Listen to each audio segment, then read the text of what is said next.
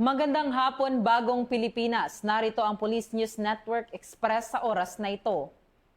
Kaugnay sa nagaganap na peaceful rally ngayong araw, patuloy ang pagbabantay ng Philippine National Police habang nananatiling alerto ang ating mga kapulisan kaugnay sa isinagawang peaceful rally sa Liwasang Bonifacio. Tiniyak ng PNP ang pagpapanatili ng kaayusan at seguridad sa lugar. Gayon din ang maayos na daloy ng aktibidad habang iginagalang ang karapatan ng bawat mamamayan na malayang magpahayag ng kanilang saloobin. Live mula sa Liwasang Bonifacio, narito ang ulat ni Patrolman Edwin Baris. Umulan man o umaraw ay patuloy na nakaalerto at nakabantay ang buong puwersa ng Philippine National Police dito sa paligid ng Liwasang Bonifacio sa Maynila.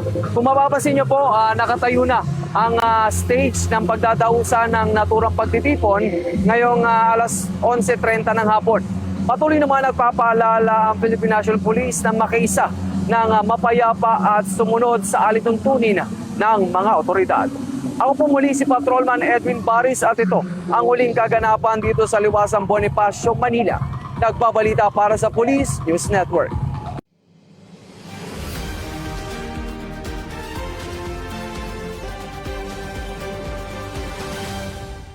At para sa napapanahong balitang pampulisya, laging tumutok sa Police News Network.